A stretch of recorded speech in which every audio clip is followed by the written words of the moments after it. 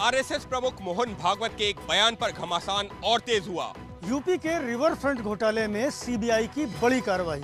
BSP supremo Mayawati ने कहा, अवैध धर्म परिवर्तन के मामले में कार्रवाई के नाम पर सभी मुसलमानों को परेशान ना करे बीजेपी। जम्मू कश्मीर में चुनाव से पहले पूर्ण राज्य का दर्जा चाहता है गुपकार गठबंधन। महाराष्ट्र के औरंगाबाद में हो रही थी कुरियर से तलवार की डिलीवरी। ये सारी खबरें आपको सीधे फील्ड से दिखाएंगे। मोदी सरकार से जुड़ी इस वक्त की सबसे बड़ी खबर, 7 जुलाई को होगा मोदी सरकार के मंत्रिमंडल का विस्तार। 17 से 22 मंत्रियों को मिल सकती है जगह। मोदी सरकार के दूसरे कार्यकाल का पहला विस्तार इस हफ्ते हो सकता है। कई राज्यों के अपने साथी दलों को केंद्रीय मंत्रिमंडल में जगह भी बीजेपी दे सकती है। यूपी से 3 से 5 चेहरे मंत्रिमंडल में आ सकते हैं। इनमें बड़ा नाम अपना दल की अनुप्रिया पटेल का है। इसके अलावा बिहार के 2 से 3 नए चेहरे केंद्रीय मंत्रिमंडल में शामिल होंगे। सूत्रों के मुताबिक एलजेपी के पशुपति पारस, जेडीयू के आरसीपी के साथ बीजेपी सांसद सुशील मोदी भी मंत्री बन सकते हैं। सूत्रों के मुताबिक एमपी में कांग्रेस से आए ज्योतिरादित्य सिंधिया को मंत्री पद मिलेगा। सूत्रों के मुताबिक महाराष्ट्र से पूर्व सीएम नारायण राणे का नाम रेस में है। साथ ही महाराष्ट्र के नंबूरदार से सांसद हिना गावित भी मंत्री बन सकती हैं। इन नामों के अलावा असम के पूर्व सीएम सोनोवाल, उत्तराखंड के पूर्व सीएम तीरथ सिंह रावत को भी केंद्र में जिम्मेदारी मिल सकती है। प्रधानमंत्री मोदी की कैबिनेट में अभी 53 मंत्री हैं और 28 मंत्री पद खाली पड़े हैं। 17 से 22 मंत्री अगर नए बनाए जाते हैं तो कुल मंत्रियों की संख्या 70 से ऊपर पहुंच जाएगी। यूपी में गाली की राजनीति को लेकर बवाल मचा। समाजवादी पार्टी पर योगी सरकार के मंत्री उपेंद्र तिवारी की मां, बहन और बेटियों को गाली देने का आरोप लगा।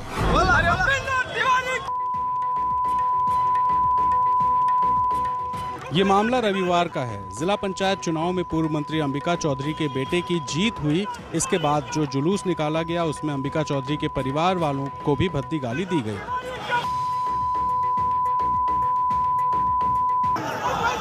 इस वायरल वीडियो पर पुलिस ने केस दर्ज किया है और 5 लोगों की गिरफ्तारी की है। इस घटना के बाद से मंत्री उपेंद्र तिवारी और उनका पूरा परिवार दहशत में है। 90 साल की बूढ़ी मां एबीपी न्यूज के कैमरे पर रो पड़ी। मंत्री की पत्नी भी कैमरे पर रोने लगी।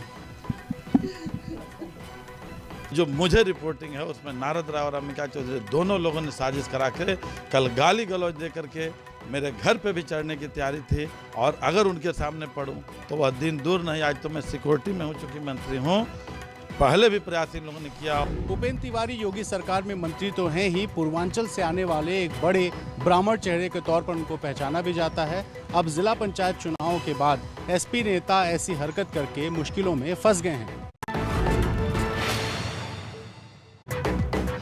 यूपी के इस गाली कांड को लेकर समाजवादी पार्टी के नेता और पूर्व मंत्री अंबिका चौधरी ने कहा कि भीड़ में गाली देने वाला शख्स बीजेपी का समर्थक है।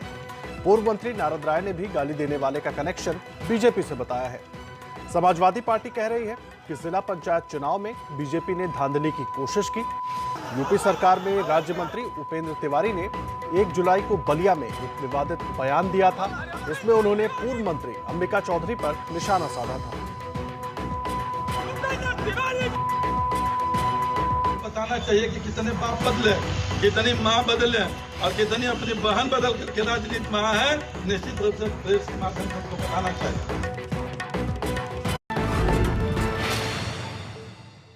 बिहार की राजनीति में हुई लालू यादव की वापसी। अपनी पार्टी आरजेडी के स्थापना दिवस पर लालू यादव ने कार्यकर्ताओं से किया संवाद। बिहार की राजनीति में करीब 3.5 साल बाद लालू यादव की इस अंदाज में वापसी हुई।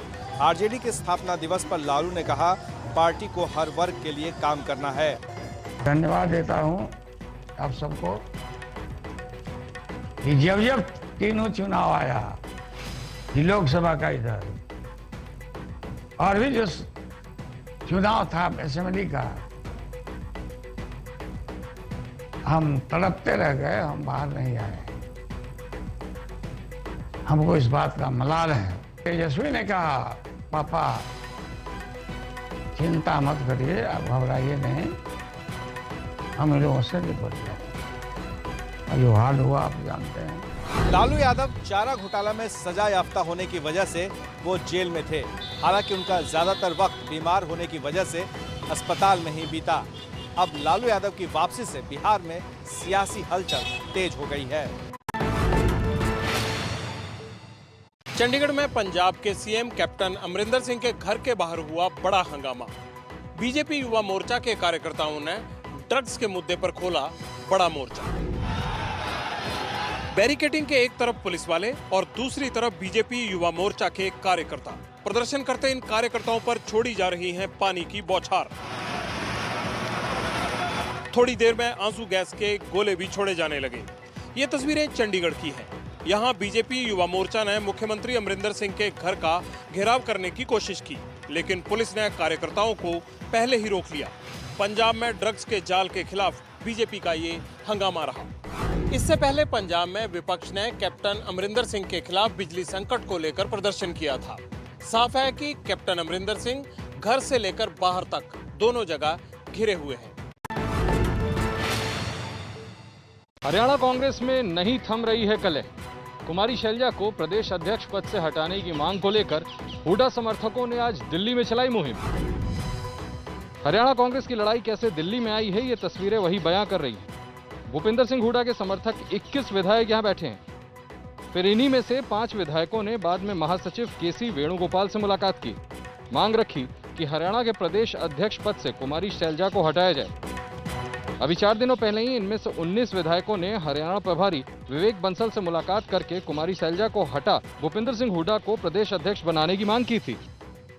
भूपिंदर सिंह हुड्डा बड़े जाट नेता और राज्य के पूर्व मुख्यमंत्री हैं, तो कुमारी शैलजा पार्टी की बड़ी दलित नेता, पूर्व केंद्रीय मंत्री और कांग्रेस अध्यक्षा सोनिया गांधी की भरोसेमंद मानी जाती हैं। लेकिन हुड्डा अब पार्टी पर अपनी पकड़ बढ़ाने की कोशिश कर रहे हैं। आरएसएस प्रमुख मोहन भागवत के एक बयान पर घमासान और तेज हुआ। मोहन भागवत ने कहा कि गाय के नाम पर मारने वाले हिंदुत्व विरोधी, तो कांग्रेस और ओवैसी ने साधा निशाना। हिंदू मुसलमान एकता, हमारा तो विचार ऐसा है कि ये शब्द ही बड़ा भ्रामक है। ये दो है ही नहीं, एकता की बात क्या है? इनको जोड़ना क्या? ये जुड़े हुए हैं, ये जुड़े हुए हैं। और ये जब मानने लगते हैं कि हम जुड़े हुए नहीं हैं, तब दोनों संकट में पड़ जाते। बात यही हुई है। हम लोग अलग नहीं हैं, क्योंकि हमारे देश में ये परंपरा नहीं है कि आपकी पूजा अलग है। वास्तव में जिस पूर्ण के ये अंग है, इनके द्वारा तुमको उसको देखना चाहिए। आरएसएस के सर संचालक मोहन भागवत के इसी बयान पर विवाद छिड़ा हुआ है। सबसे पहले देखिए एआईएमआईएम सांसद असदुद्दीन ओवैसी ने क्या कहा। आपके अखलाक को मारा, आसिफ को मारते हैं और महापंचायत करके बीजेपी का स्पोक्सपर्सन कहता है कि क्या हम इनको मर्डर भी नहीं कर सकते? तो क्या इन तमाम लोगों को मोहन भागवत, जनाब मोहन भागवत, आरएसएस इनको डिसोन करेगी? ओवैसी स्वयं बता दें कि मोहन भागवत जी ने जो कहा है कि हिंदू और मुसलमानों का डीएनए एक है, उसमें उन्हें क्यों आपत्ति है? 3 पीढ़ियों पहले, यानी कि ओवैसी की जो चौथी पीढ़ी थी, वो हैदराबाद की ब्राह्मण थी या नहीं थी? ओवैसी देश को बताएं। मोहन भागवत ने अपने इस बयान में गाय बचाने के नाम पर हिंसा करने वालों को कड़ा संदेश दिया, लेकिन उनके डीएनए वाले बयान पर सियासी संग्राम रुक नहीं रहा। बीएसपी सुप्रीमो मायावती ने कहा, अवैध धर्म परिवर्तन के मामले में कार्रवाई के नाम पर सभी मुसलमानों को परेशान ना करे बीजेपी। देश में डरा धमका के व लालच आदि देकर किसी का भी जबरन धर्म परिवर्तन कराना ये पूरे तौर से अवैध है, ठीक नहीं है, तथा ऐसे मामलों की सही जांच करा के इसके दोषियों के विरुद्ध सख्त कार्रवाई होनी चाहिए। इसके अलावा यदि इसके पीछे कोई भी देश विरोधी साजिश है, तो फिर ऐसे लोगों के विरुद्ध तो काफ़ी सख्त कानूनी शिकंजा कसना चाहिए। लेकिन एक सोची समझी रणनीति व साजिश के तहत इसकी आड़ में इसे जबरन हिंदू मुस्लिम मुद्दा बनाना तथा पूरे मुस्लिम समाज को शक की नज़रों से देखना, ये कतई भी उचित नहीं है। मायावती ने इशारों में बीजेपी की योगी सरकार पर निशाना साधा तो कानपुर में रक्षा मंत्री राजनाथ सिंह ने अवैध धर्म परिवर्तन कराने वालों को दी सीधी चेतावनी। धर्मांतरण अथवा कोई जब अन्य कोई यदि प्रश्न होगा तो कानून के दायरे में कोई भी यदि आएगा तो बख्शा नहीं जाएगा, चाहे कोई भी हो, चाहे वो किसी जाति पंथ और मजहब का मानने वाला। यूपी में अवैध तरीके से धर्म परिवर्तन कराने वाले रैकेट का खुलासा हुआ है, जिसके तार पाकिस्तान से भी जुड़े बताए जा रहे हैं। इस रैकेट ने पूरे यूपी में 1000 से ज्यादा लोगों को बहला फुसलाकर उनका धर्म परिवर्तन करा दिया था। यूपी के रिवर फ्रंट घोटाले में सीबीआई की बड़ी कार्रवाई। उत्तर प्रदेश के अलावा बंगाल और राजस्थान में 40 जगहों पर एक साथ हुई छापेमारी। लखनऊ का ये वही गोमती रिवर फ्रंट है जिसके निर्माण में घोटाले पर सीबीआई ने आज एक्शन तेज किया। आज सीबीआई की एंटी करप्शन विंग ने एक साथ यूपी, पश्चिम बंगाल और राजस्थान में 40 जगहों पर छापेमारी की। 3 दिन पहले ही सीबीआई ने इस मामले में 190 लोगों पर एफआईआर दर्ज की है। सीबीआई लखनऊ की एंटी करप्शन विंग ने उत्तर प्रदेश के लखनऊ, नोएडा, गाजियाबाद, बुलंदशहर, रायबरेली, सीतापुर, आगरा में छापेमारी की। अब जानिए ये मामला क्या है। लखनऊ में गोमती रिवर फ्रंट के लिए एसपी सरकार ने 1513 करोड़ स्वीकृत किए थे।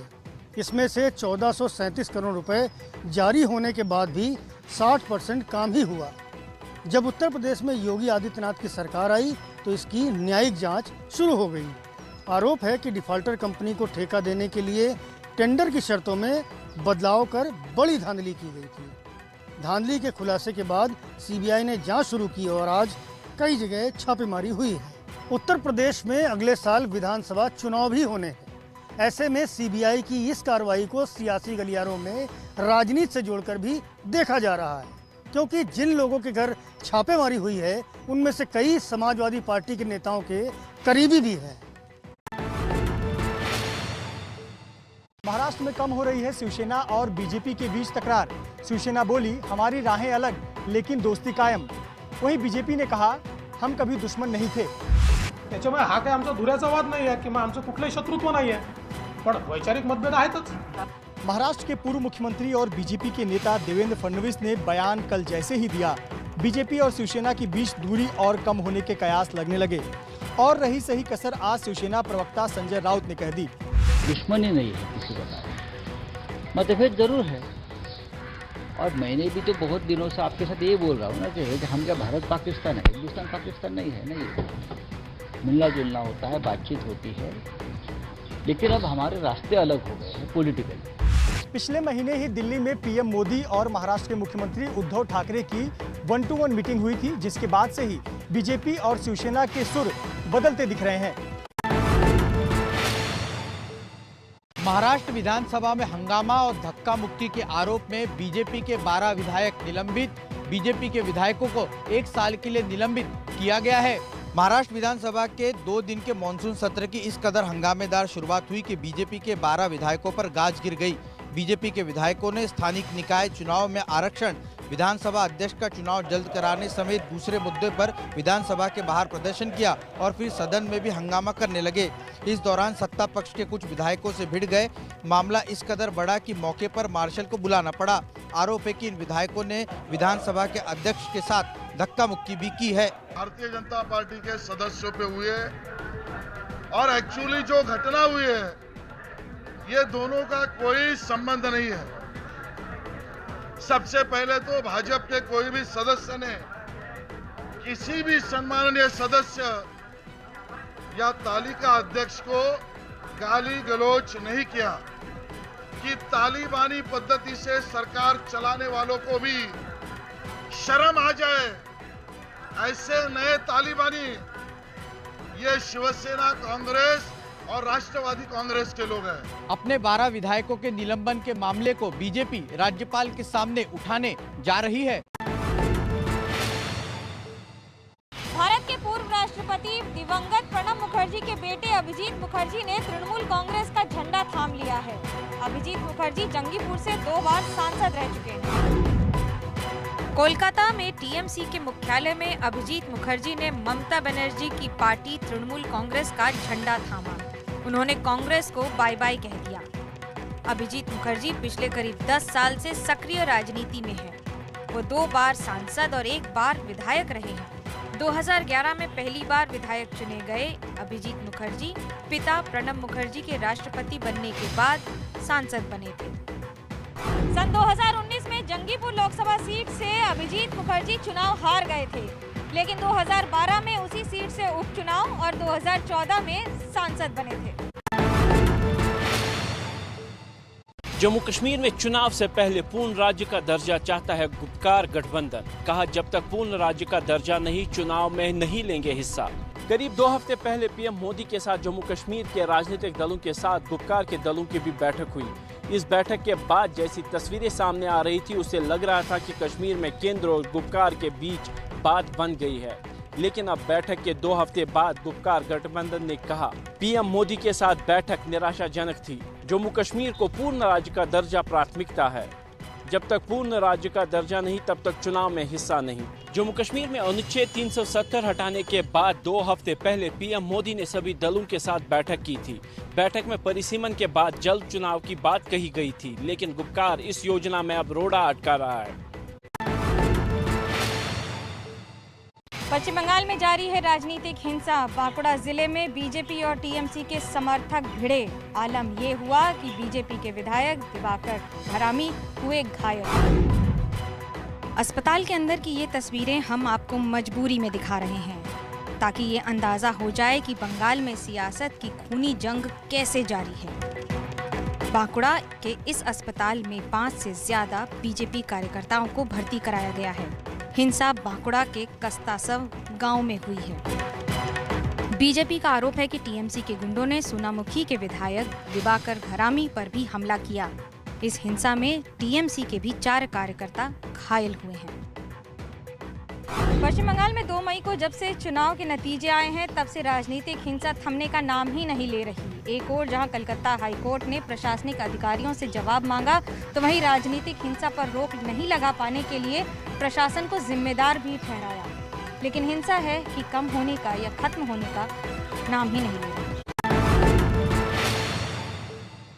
पश्चिम बंगाल में फर्जी वैक्सीन पर सियासत गर्म है। आज बीजेपी ने कोलकाता में नकली वैक्सीन के बहाने ममता सरकार पर जमकर निशाने साधे। कोलकाता की सड़कों पर हाथ में फर्जी वैक्सीन वाला बड़ा सा डिब्बा लेकर चल रहे ये बीजेपी के कार्यकर्ता हैं। आज बीजेपी नेताओं ने यहां बड़ा प्रदर्शन किया। इस दौरान बीजेपी नेताओं और पुलिस वालों के बीच जमकर धक्का मुक्की हुई। बीजेपी के प्रदेश अध्यक्ष दिलीप घोष के अलावा महिला मोर्चा के अध्यक्ष अग्निमित्रा पाल भी पुलिस से भिड़ती दिखी। बीजेपी ने आरोप लगाया कि ममता सरकार में लोगों को फर्जी वैक्सीन लग रही है।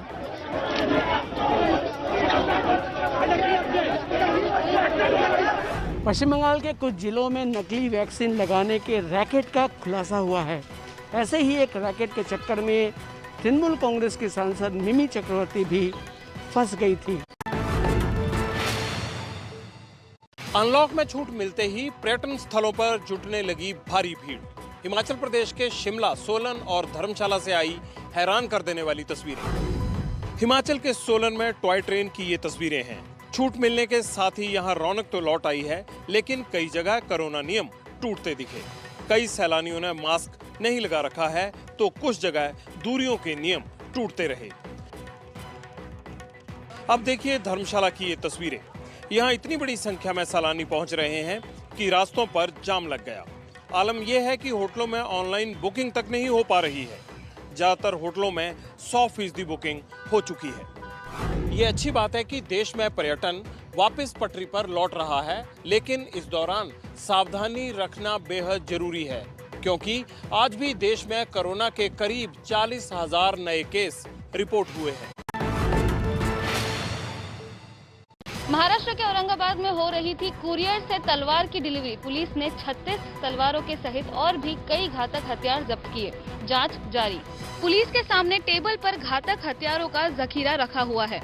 इन हथियारों में 3 दर्जन चमचमाती हुई तलवारों के साथ ही कई छोटे लेकिन घातक हथियार हैं। कुल 49 हथियारों के साथ औरंगाबाद की पुलिस ने एक शख्स को गिरफ्तार करने का दावा किया है। पुलिस को जानकारी मिली थी कि एक निजी कुरियर कंपनी इन हथियारों की डिलीवरी करने वाली है। पुलिस ने जाल बिछाया तो रात के 2 बजे हथियारों से लदी एक गाड़ी की जानकारी मिली। पुलिस ने रंगे हाथों गाड़ी को पकड़ा और फिर तलाशी ली, जिसमें ये हथियार मिले। दानिश नामक एक शख्स को पुलिस ने इस मामले में पकड़ा है। बताया जा रहा है कि दानिश शादी ब्याह में हथियारों को किराए पर देता था। कोविड प्रोटोकॉल का पालन न करने को लेकर दिल्ली के लाजपत नगर की सेंट्रल मार्केट की गई बंद। आज दिन भर नहीं खुली दुकानें। लाजपत नगर में बंद दुकानों की ये तस्वीरें आज की हैं। सामाजिक दूरी, भीड़ न जुटाना जैसे नियम यहाँ टूटे तो प्रशासन ने दुकानें बंद करने का आदेश दे दिया। फिलहाल अगला आदेश जारी होने तक ये पाबंदी लागू है। एक दिन में कोविड प्रोटोकॉल को लागू करने के निर्देश दिए गए हैं। मार्केट एसोसिएशन को एक दिन का समय दिया गया है ताकि वो कोविड प्रोटोकॉल को लागू करने के तमाम मानक तैयार कर लें। Lajpat Nagar market trader association से जवाब भी मांगा गया है। इससे पहले दिल्ली की लक्ष्मी नगर मार्केट पर भी ऐसी ही कार्रवाई की गई थी। कोरोना की दूसरी लहर भले ही खत्म हो गई हो, लेकिन खतरा बरकरार है, इसलिए सावधानी जरूर बरतें।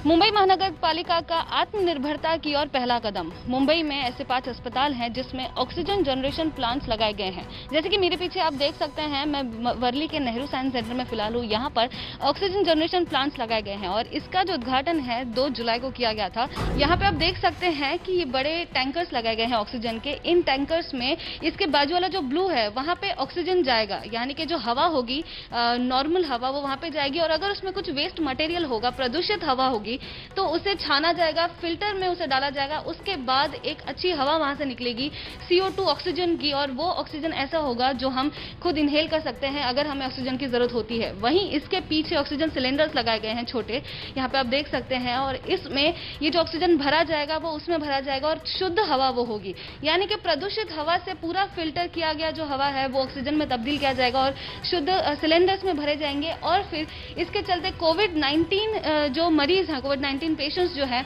उन्हें ये ऑक्सीजन दिया जाएगा।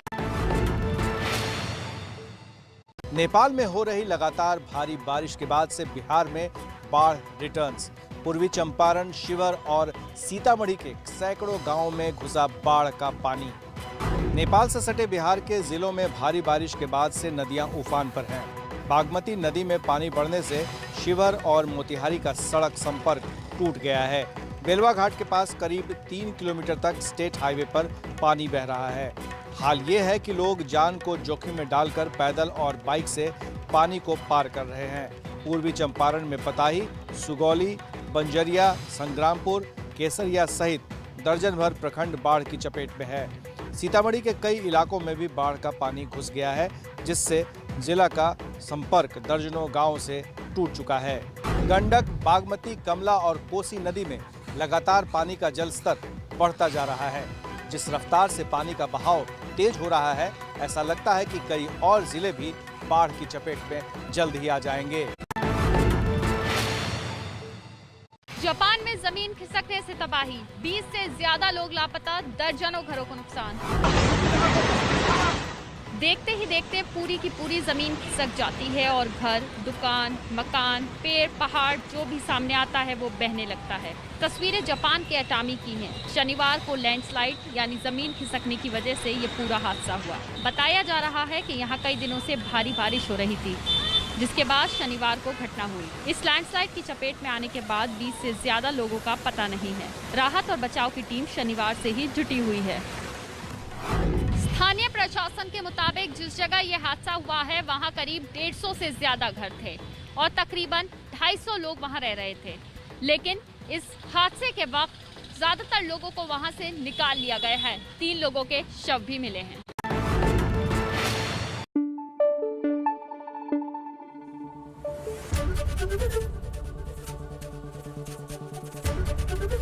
ABP न्यूज आपको रखे आगे।